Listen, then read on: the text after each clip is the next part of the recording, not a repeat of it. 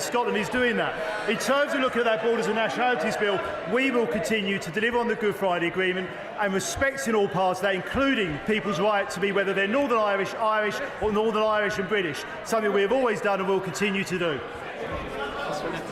That's the end of questions. We know, before I come to Prime Minister's questions, I would like to point out the British Sign Language interpretation of proceedings is available to watch on Parliament Live TV. We now start with questions to Prime Minister. Sally Ann Hart. Mr. Speaker. Mr. Speaker, as this will be the final PMQs of this session, I wanted to remind the House of what we have achieved. More than 20 Acts of Parliament have been passed, including our National Insurance Act that will increase the thresholds from July and be worth an average of £330 a year, the largest single personal tax cut for a decade. And our Economic Crime Act to respond to Putin's illegal war in Ukraine. And we hope by the end of the session to have passed our Borders Bill to take control of our immigration system, our Police Bill to make our streets safer, our Health Bill to reduce bureaucracy and help cut the COVID backlogs.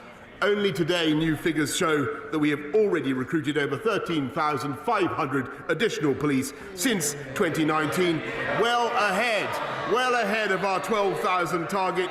Those police are already on your streets, making your community safer. We're focusing on delivering the people's priorities, and there is plenty more to come in the Queen's speech on the 10th of May. Mr. Speaker, this morning I had meetings with ministerial colleagues and others in addition to my duties in this House. I shall have further such meetings later today. Sally Ann Hart. Thank you, Mr. Speaker. As a proud maritime nation, the United Kingdom has long relied on its coastal communities to help deliver national prosperity. But today, too many of them face shared challenges and disproportionately high levels of deprivation. Does my right honourable friend therefore agree with me that to ensure beautiful constituencies like mine in Hastings and Rye can properly unleash their full potential, a specific and targeted government strategy focusing on communities, on coastal communities, is needed? And will he meet with me to discuss this? Yes, indeed, Mr. Speaker. And if she looks at the Levelling Up White Paper, she will find that it is indeed directed clearly at enhancing and improving the lives in our coastal communities, tilting resource and attention towards those fantastic coastal communities, and I will make sure that she gets a meeting with the relevant minister as soon as possible. Now comes the Leader of the Opposition, Keir Starmer. Thank you, Mr. Speaker. I know the Prime Minister will have whipped his backbenchers to scream and shout, and that's fine. That's fine. But I hope he's also sent a clear message that there's no place for sexism and misogyny or looking down on people because of where they come from in his party, in this House, or in modern Britain. Next year, Mr. Speaker, the UK is set for the slowest growth and the highest inflation in the G7. Why is he failing to manage the economy?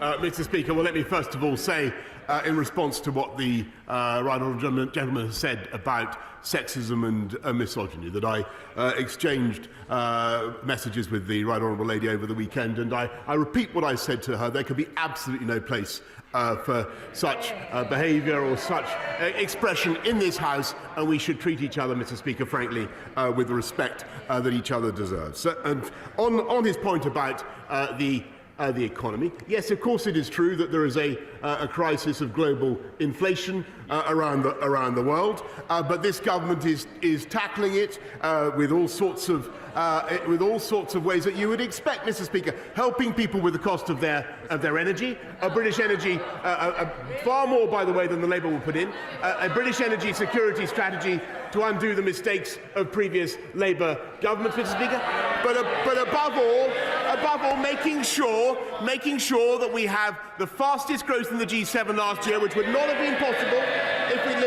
if we listened to him. And if we listened to him, we would have frankly never come out of lockdown, Mr. Speaker, in July last year.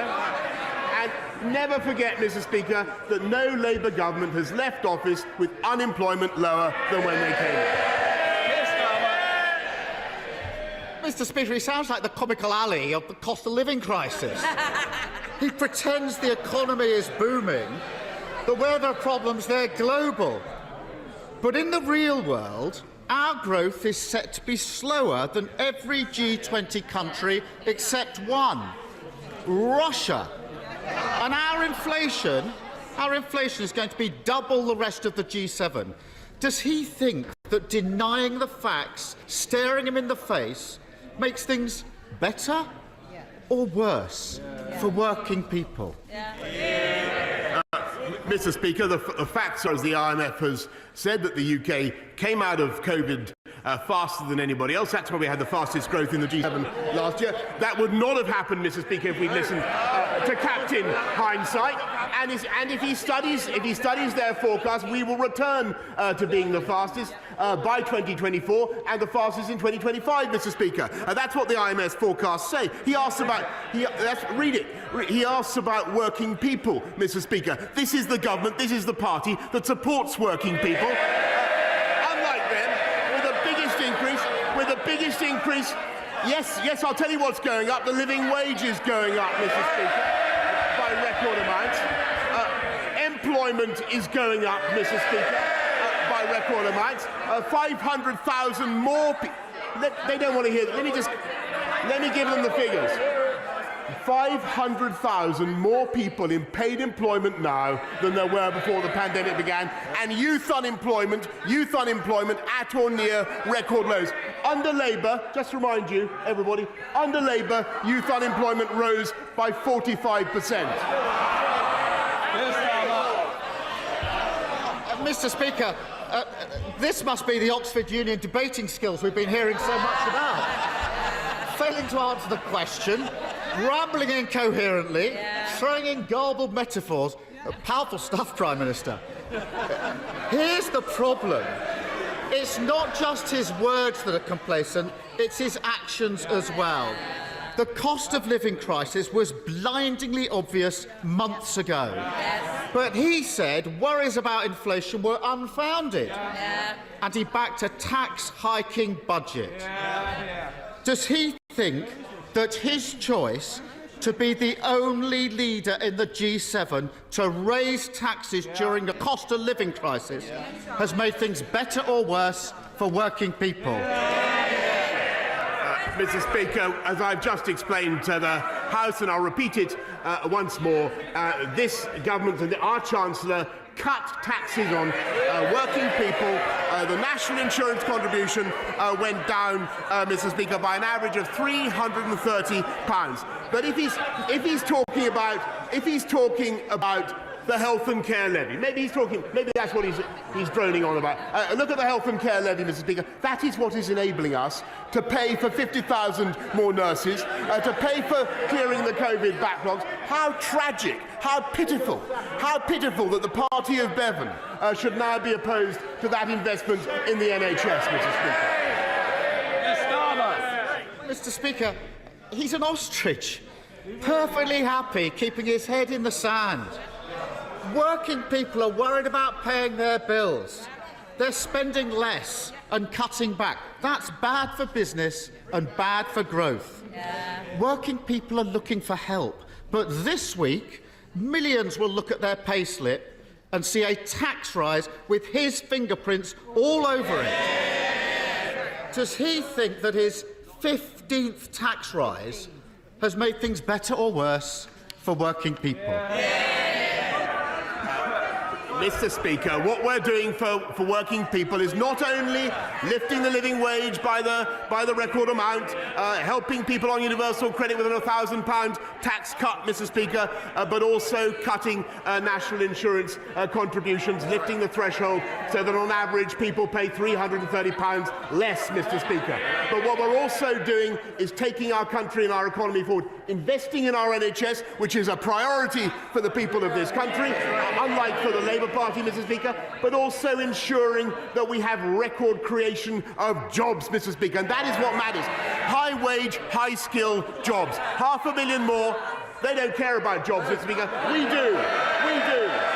We believe in high wage, high skill jobs, and that's the answer for the economy. Keir Starmer.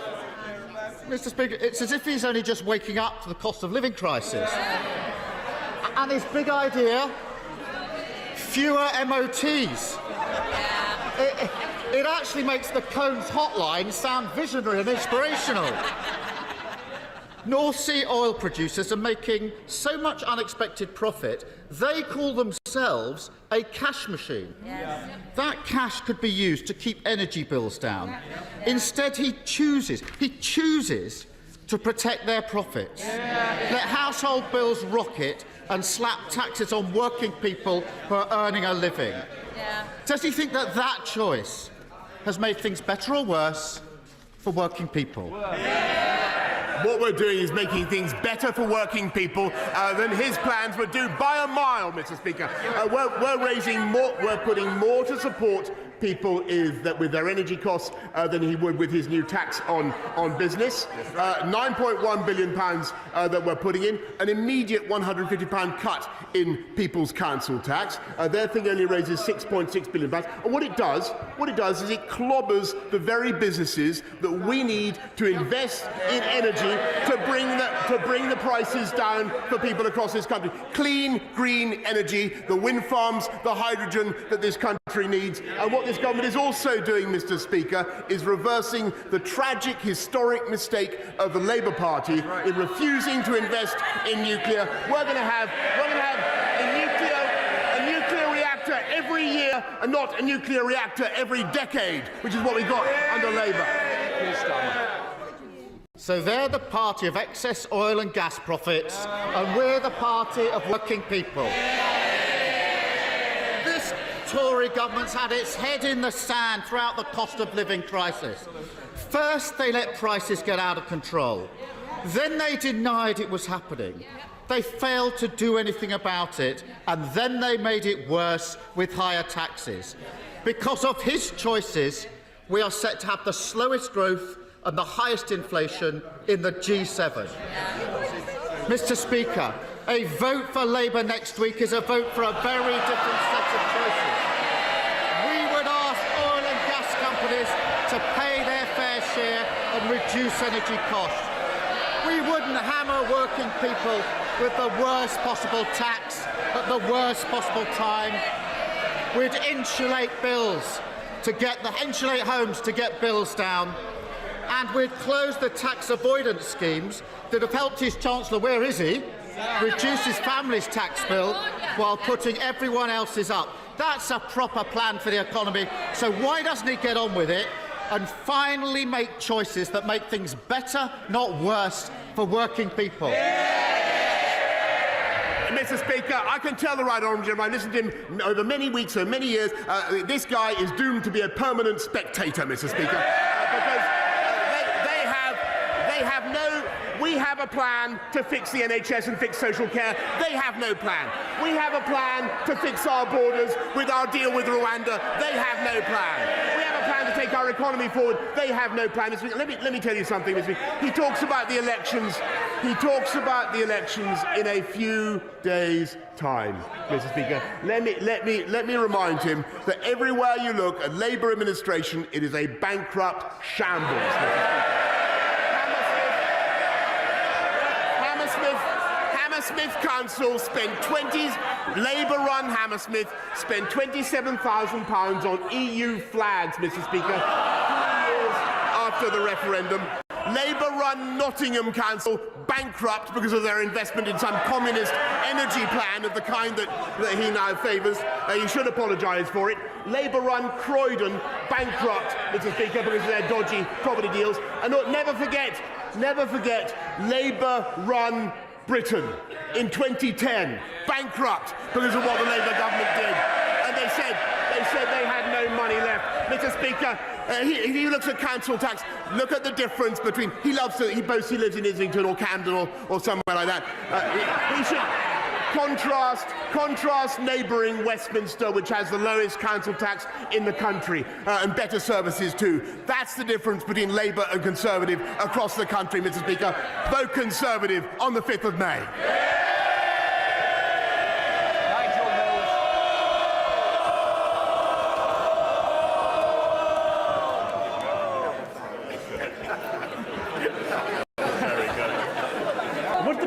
Minister join me in welcoming the huge step forward in the regeneration of Hena Town Centre in my constituency by the successful purchase of the rundown old grammar school building using the government's Towns Fund money this week?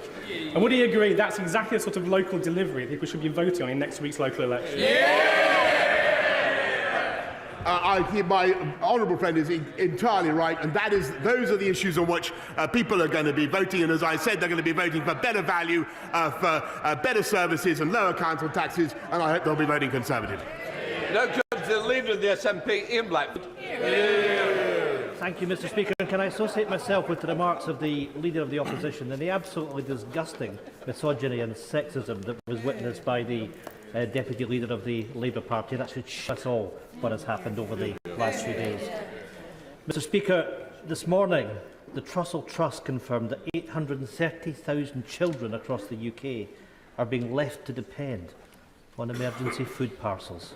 So instead of convening a Tory talking shop at Cabinet, the Prime Minister should be acting to help those children and help families through the cost of living emergency. If he is genuinely looking for ideas to tackle this Tory-made crisis, he'd be wiser to look beyond his Cabinet colleagues, who of course know that he won't be there for very much longer. So, as a parting gift, here's an idea for the Prime Minister. The Scottish Government has introduced and now doubled the game-changing Scottish Child Payment of at least £1,040 a year, helping those families who are being the hardest hit. Is the Prime Minister prepared to match this payment across the UK to help families through this emergency?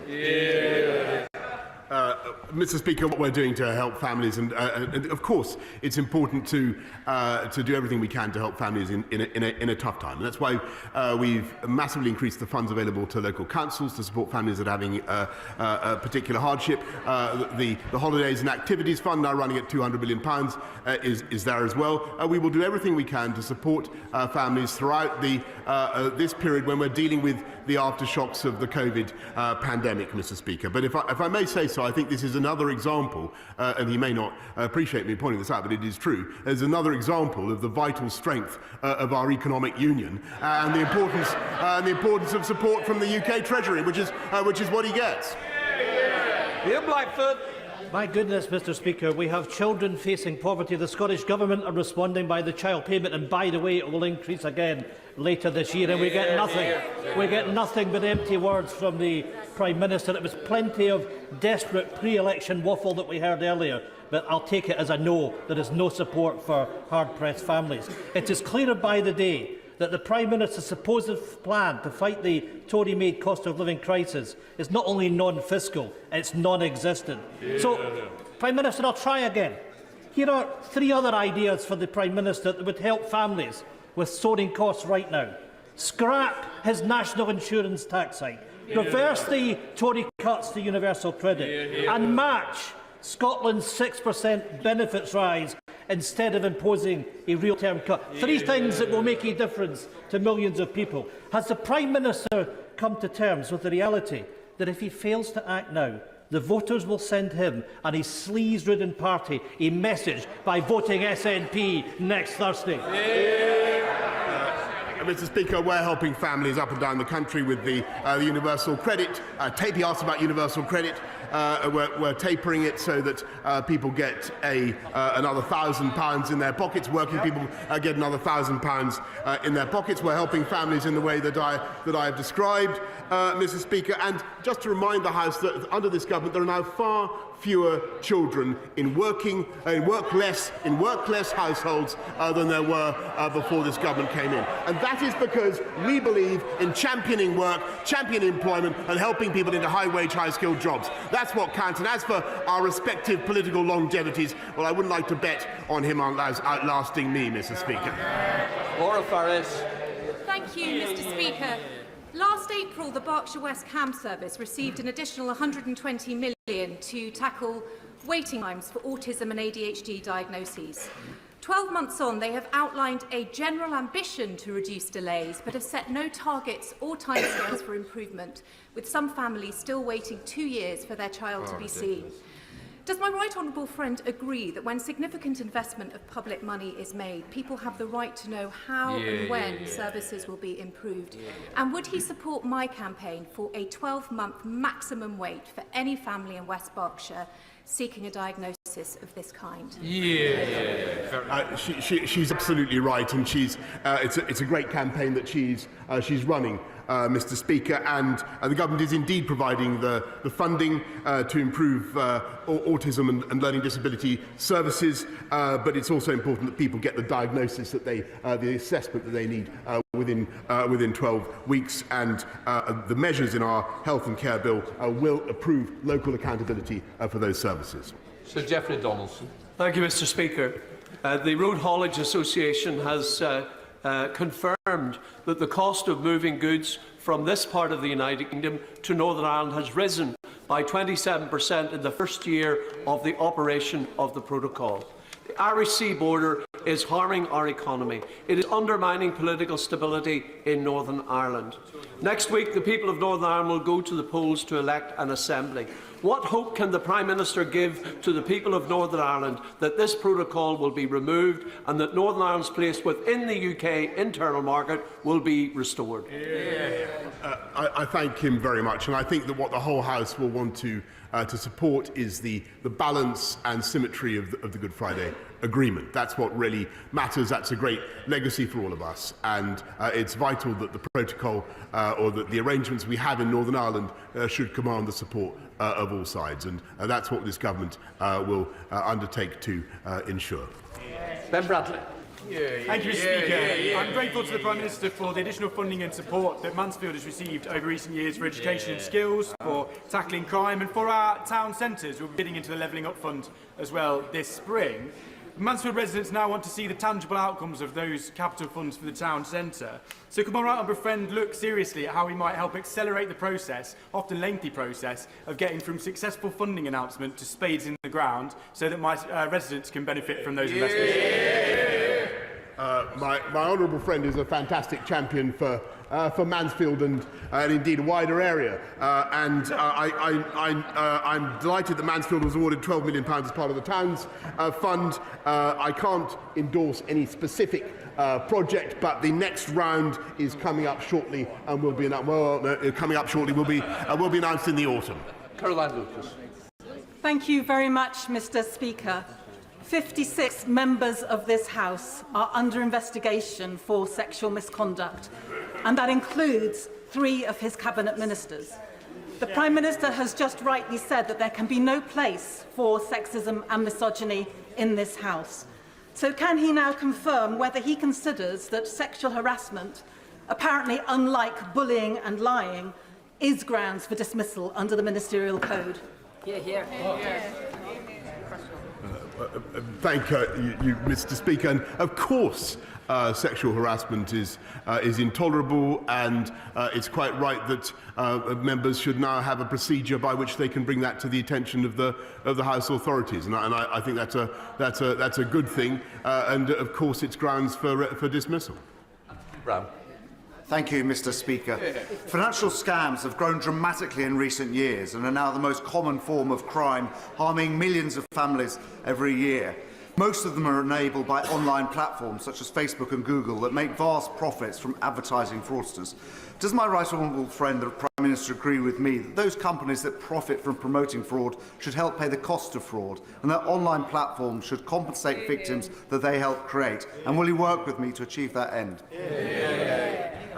Look, I have to say, Mr. Speaker, to my honourable friend who I've known for many years, I think this is typical of his creativity. We are going to look at exactly how we could make that kind of measure work. I think it's important that we proceed with care and get it right, and I'm going to make sure that he has a meeting with the relevant minister in DCMS as fast as possible. Vicky Foxtrot.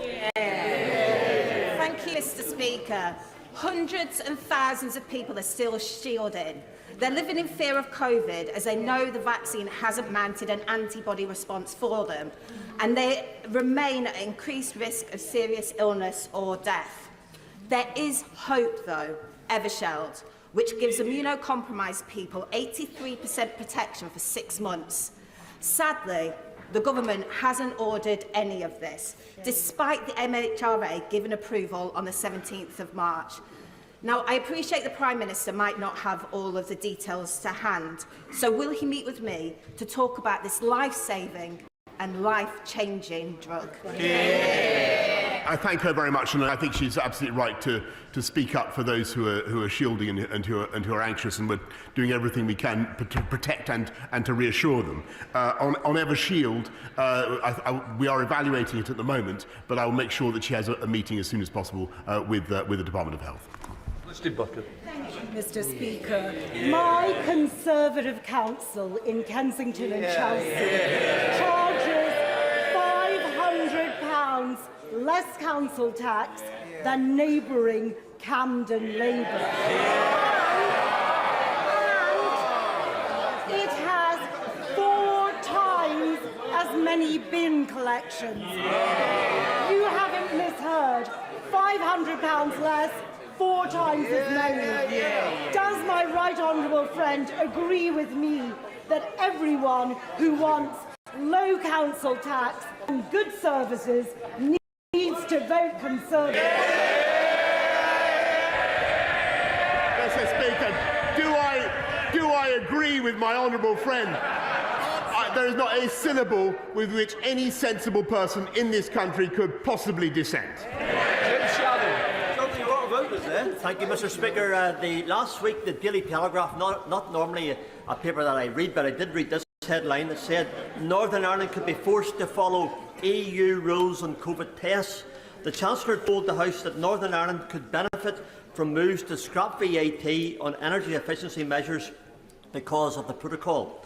So now the protocol's restrictions threaten a shortage of COVID tests in Northern Ireland. So can I ask the Prime Minister, the financial cost of the protocol can be measured, but the true cost in relation to VAT, to medicines, to COVID tests and damaged relationships is much greater. When is the government and my Prime Minister going to restore our place in the United Kingdom? I thank him very much, and there is clearly an economic cost to the protocol, and that is also now turning into a political problem and an imbalance in sentiment about it. We need to rectify that balance for the sake of the Good Friday Agreement on which this country depends. Paul Holmes. Thank you, Mr. Speaker.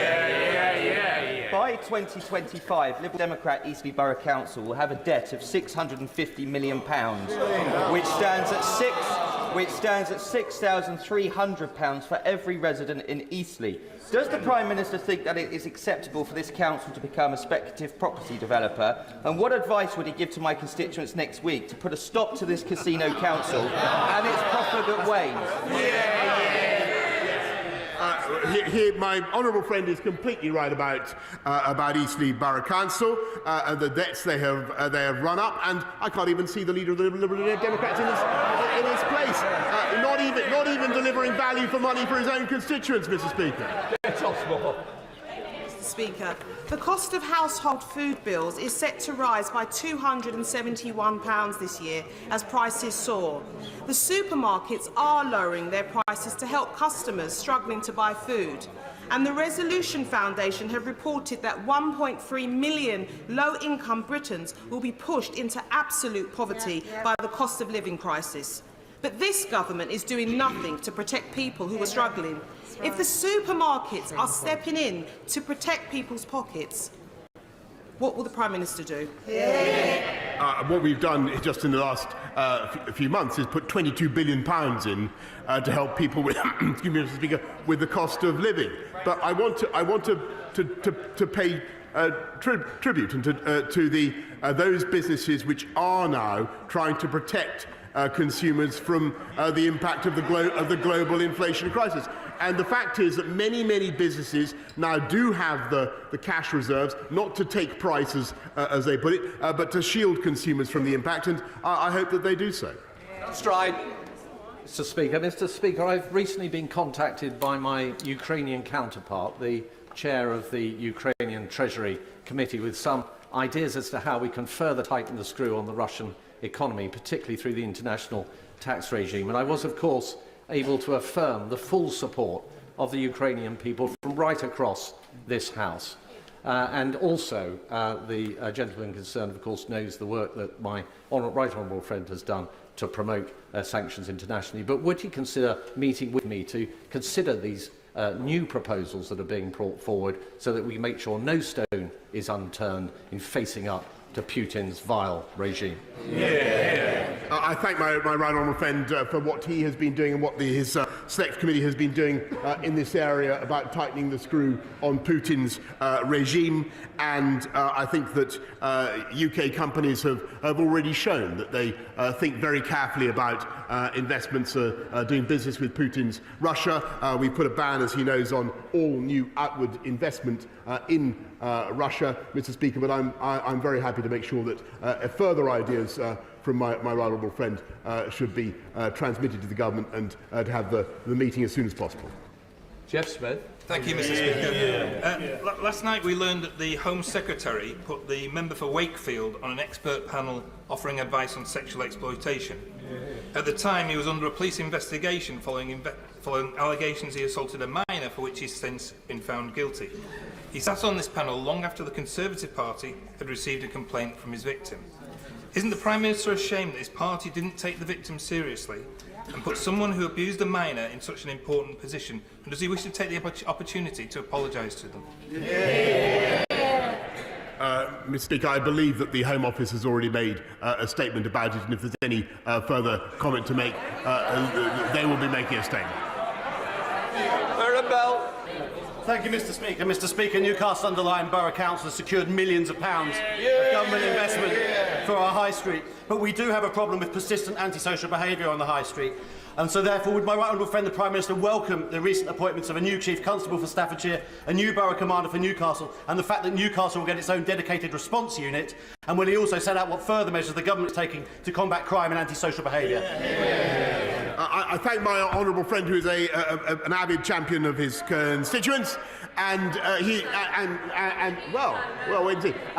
Mr. Speaker, I can tell him. I think maybe he missed what I said earlier on, but we're now running at 13,576 more police on the streets of this country as a result of the actions taken by this government, and tougher sentences as well, Mr. Speaker, opposed by the party opposite. Cracking down on drugs gangs, Mr. Speaker, when that party is soft on drugs. I think the Leader of the Opposition said he would decriminalise. He didn't want people with Class A drugs to face prison sentences, Mr. Speaker. I think I heard him say that. And, of course, cracking down on cross-channel migrant gangs, Mr. Speaker, on people who risk the lives of migrants in the English Channel. We're cracking down on them, and as far as I know, they would scrap the agreement, the economic and migration partnership with Rwanda, Mr. Speaker. We have a plan, they don't. Thank you very much, Mr. Speaker. 4.5 million people pay for their gas and electricity using a prepayment meter. They already pay more for their energy than direct debit customers, and the number of people who are disconnecting themselves because they've run out of money for the meter is increasing. What is the Prime Minister going to do to ensure that all of our constituents have a right to light and to warmth? Mr. Speaker, we're working with Ofgem and all the companies to ensure that we protect people in this difficult time. But what we're also doing is making sure that we support people not just with the cold weather payments, the winter fuel payments, but making sure that through £500 million more to councils, we look after people, and this will be the types of people that the right honourable gentleman is referring to, who are finding it particularly tough. We will do everything we can to shield the people of this country as we get through the aftershocks of COVID and deal with a global inflation problem. Ben Everett. Mr. Speaker, within the last hour or so, it's been reported that some 287 members of this House have been sanctioned by the Russian state. Now, I'm sure nobody here is rushing to change their summer holiday plans, but perhaps the Prime Minister will assure us that he will continue his excellent relationship with President Zelensky and continue to provide the Ukrainian people and the Ukrainian military with the support that they need. Well, Mr. Speaker, it's no, I think, no disrespect to those who haven't been sanctioned when I say that all those 287 should regard it as a badge of honour. What we will do, Mr. Speaker, is keep up our robust and principled support for the Ukrainian people and their right to protect their lives, their families, and to defend themselves. That's what this country is doing, and that has the overwhelming support, I think, of the whole House. Final question, Daisy Cooper. Mr. Speaker, today a court has found that the government acted unlawfully when its policies led to the discharge of untested patients from hospitals to care homes at the start of the pandemic. The court also found no evidence that the former Health Secretary addressed the issue of the risk to care home residents of such transmission, despite the government insisting at the time that a protective ring had been thrown around care homes. The government has once again been found to have broken the law. Will the Prime Minister apologise to the families of the thousands and thousands of people who died in care homes in the first half of 2020? And will he also apologise to care workers for the shameful comment that he made in July 2020 when he said that too many care homes didn't follow procedures in the way that they could have? Mr. Speaker, of course I want to renew my my apologies and sympathies for all those who lost loved ones during the pandemic, people who lost loved ones in care homes. And I want to remind the House of what an incredibly difficult time that was and how difficult that decision was. And we didn't know very much about the disease. And the point I was trying to make, to which she refers, is the thing that we didn't know in particular, Mr. Speaker, was that COVID could be transmitted asymptomatically in the way that it was, and that was something that I wish we had known more about at the time. As for the ruling that she mentions, we will study it, and we will, of course, respond further in due course.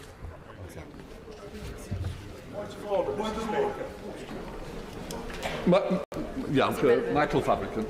Mr. Speaker, as you've just heard from my honourable friend, the member for Milton Keynes North, the Interfax news agency, under an hour ago in Moscow, announced that the Foreign Ministry of the Russian government will now sanction 287 members and former members of the House of Commons from both sides of this House.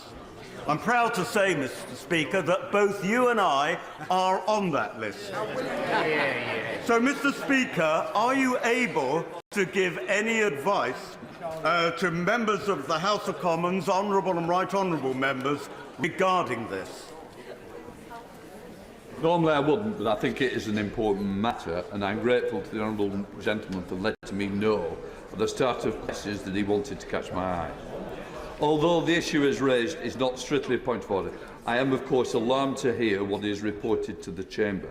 Rather than give a knee-jerk reaction now, I am sure the Government will rapidly be assessing the implications of this move.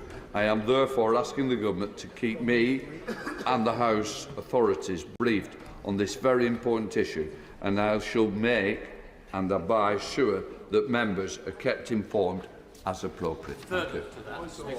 Sorry, further to that point. I'm very grateful. I'm absolutely distressed that I'm not on the list, Mr. Speaker. And if I'm honest, slightly surprised. I can only assume that the Russian Federation accepts that every single thing that I have said about President Putin over the last few years is true. He is a barbarous villain, and we must make sure that he fails. I'm sure you know me and got yourself put on that list. Mike Ainsbury. Thank you, Mr. Speaker. The Prime Minister and the honourable member for Kensington and Chelsea incorrectly claimed that council tax is lower in Conservative councils. According to the government's own live figures, the average council tax bill for a Conservative council is £1,642. The average for a Labour council is £1,313. So, Conservative council tax bills, and this is a fact, are £329 higher than Labour council tax bills. Seeking your advice, Mr. Speaker, how to ensure those facts are put on record Can I just say to him, we're not going to continue a debate of the question earlier, and I think he's answered his own question.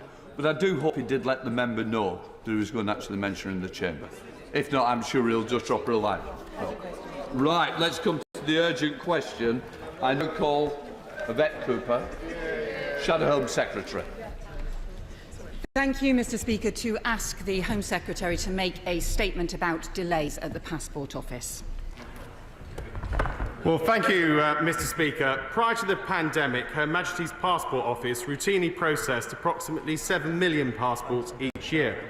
Over the last 2 years, the necessary restrictions upon international travel meant only 4 million people applied for a British passport in 2020 and 5 million in 2021. This left about 5 million unrenewed passports. In 2022, many of the customers who delayed their application are returning. We expect this year to deal with 9.5 million British passport applications and have been planning for this. Throughout the pandemic, HM Passport Office prepared to serve an unprecedented number of customers. Alongside technical solutions, staffing numbers have been increased by 500 since last April, and we're in the process of recruiting another 700.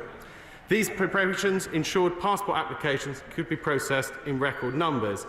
Last month seeing the highest total for any month on record, with HM Passport Office completing the processing of over 1 million applications, 13% higher than the previous record output. Inevitably, faced with this level of demand, applications will take longer. Consequently, in April 2021, guidance was changed to clearly advise customers to allow up to 10 weeks to get their passport, in recognition a surge would arrive as international travel returned. The vast majority of applications continue to be processed within 10 weeks. In fact, over 90% of applications were issued within 6 weeks between January and March, despite the much increased demand. HM Passport Office also provides an expedited service where an application from the UK has been with them for longer than 10 weeks. 42 applications have been expedited under this criteria since the 31st of March. With greater volumes of applications which are in the system for longer, levels of customer contact have inevitably